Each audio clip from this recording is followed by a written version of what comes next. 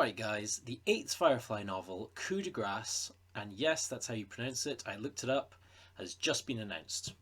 So let's have a look at what we know. So we have this lovely cover and the description that I'll put on screen, so feel free to pause to read it. And before we discuss any deeper topics, let's just deal with what I know we're all thinking. It's just Serenity. Titan, let's not argue, just change this, we'll say no more about it.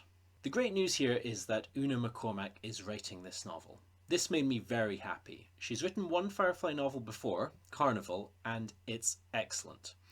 You can find my review video of Carnival if you want to hear a longer discussion of it, but the TLDR is that Carnival has the best realised dialogue of any of the Titan novels.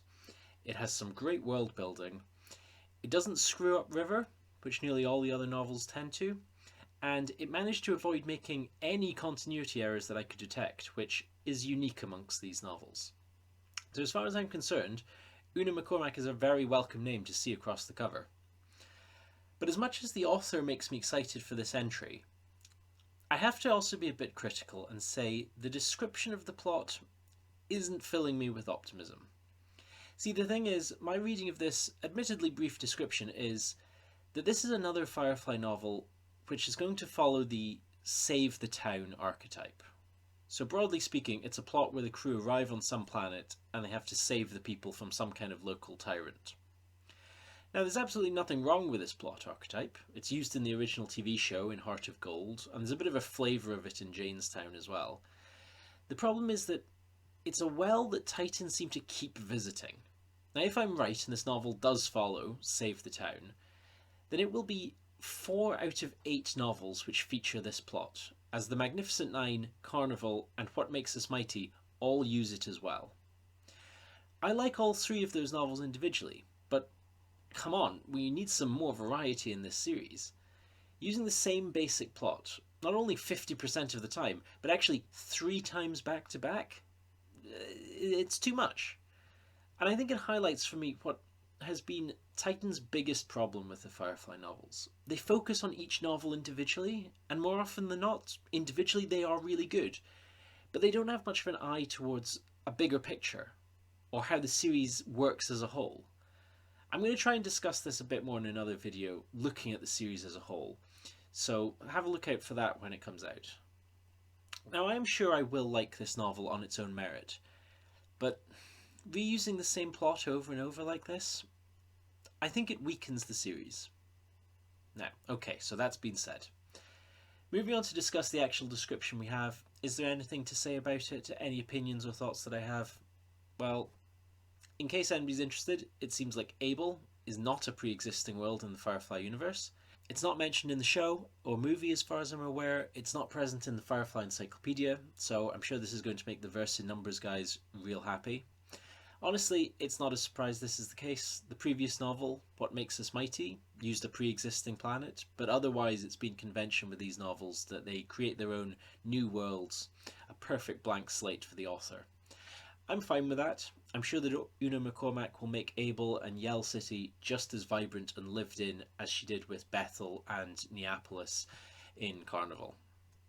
Anyway, the covers of these novels generally do a pretty good job at representing the setting of the story, and we see that this cover features what looks like a grassy or maybe arable type environment, which seems to track with the description of Yell City as being a frontier town.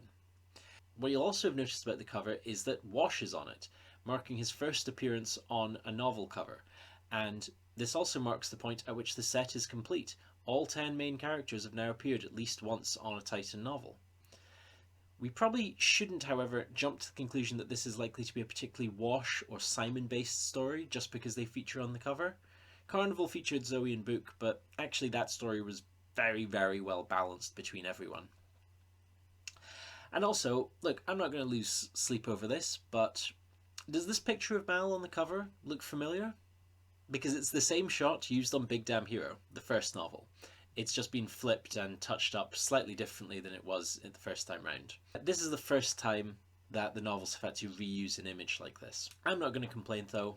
There's presumably only so many high resolution photos of Nathan Fillion as Mal, and he does feature on 6 out of the 8 covers. And in fact, I'll take this opportunity just to say I really like these covers for these novels. They give the series a distinctive identity, and the yellowy parchment paper is, well, I think you know I'm a fan of that aesthetic. They're all designed by Natasha Mackenzie, so big props to her as far as I'm concerned. So back to the story description.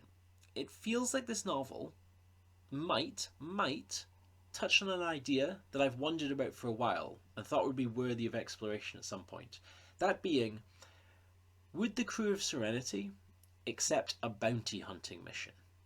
We know that despite Mal's initial claim that he'll take any job that pays and won't look too closely at what it is, by the end of just episode 2 we know that's not entirely true. There is a moral element at play in Mal's decision making, and in fact we've actually seen that moral element explored in the previous 2 novels already. But would bounty hunting be something Mal would consider acceptable work? It's not exactly his specialty, but he does routinely kill people during his work, although usually in self-defense. That said, he does take the job to protect the settlers on Triumph from bandits who've been up to mischief, but arguably that wasn't a case of specifically hunting someone down with the unalloyed intention of murdering them. So, is bounty hunting an employment opportunity that Mal would entertain? And if so, under what circumstances? Yeah, I think that could be an interesting area to explore in the novels at some point. But that might not be here.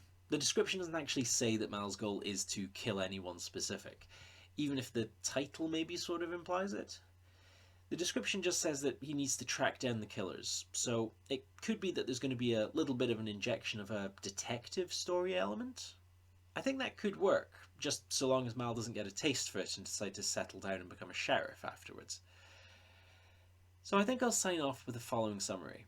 I'm really happy to see Una McCormack writing another Firefly novel. I'm very confident it's going to be a great read. However, I am slightly increasingly disappointed in the series' direction as a whole. That said, I am of course relieved as ever to know that Titan are keeping Firefly in the air.